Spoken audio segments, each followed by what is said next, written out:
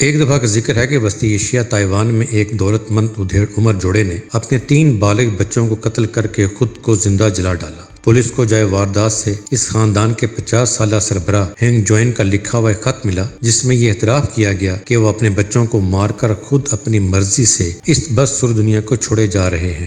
اس دنیا کے سیاسی اور سماجی حالات جینے کے قابل نہیں، اس لیے ہم اپنے بچوں کو اپنے ساتھ لیے جا رہے ہیں۔ خط میں اس نے لکھا ہے کہ اس کے ماں باپ اور رشتہ داروں نے اس کی دوسری بیوی کو کبھی قبول نہیں کیا، حالانکہ وہ اس کی پہلی بیوی کے 3 بچوں کے ساتھ بڑا محبت آمیز سلوک کرتی ہے۔ ہینگ جوئن کی پہلی بیوی کچھ عرصہ پہلے ایک حادثے میں ہلاک ہو گئی تھی۔ اس دنیا کو مختلف لوگ مختلف انداز سے دیکھتے ہیں۔ اگر خدا کی رحمتوں کے پہلو سے دیکھیں تو یہ دنیا انتہائی خوبصورت دکھائی دیتی ہے، ہر طرف نعمتیں، راحتیں اور لذتیں نظر آتی ہیں۔ اور اگر انسان کی حرکتوں کے لحاظ سے دیکھیں تو یہ دنیا بڑی بدصورت دکھائی دیتی ہے، ہر طرف مصیبتیں، تکلیفیں اور زحمتیں نظر آتی ہیں۔ طاقتور ممالک کمزور ممالک پر، حکمران رعایا پر، بیوروکریسی سائلین پر، جاگیردار مزاروں پر، صنعت کار مزدوروں پر، غرض ہر طاقتور ہر کمزور پر صبح و شام مختلف سطحوں پر اور مختلف شکلوں میں ظلم ڈھاتا رہتا ہے، حتیٰ کہ جس غریب کو ذرا موقع ملتا ہے وہ دوسرے غریب پر ظلم کرتا ہے۔ اس دنیا میں ایسے لوگ بھی ہیں جو نہر کے کنارے باغات میں گرے ہوئے محلات میں رہتے ہیں، اور ایسے بھی ہیں جو چھپڑوں کے کنارے غلاظت کے ڈھیروں میں گری ہوئی جھونپڑیوں میں رہتے ہیں۔ اس صورتحال کو دیکھ کر دل درد مند رکھنے والا ہر شخص دکھی ہو جاتا ہے۔ اس کا جی چاہتا ہے کہ کسی نہ کسی طرح ظلم کا یہ سلسلہ ختم ہو جائے،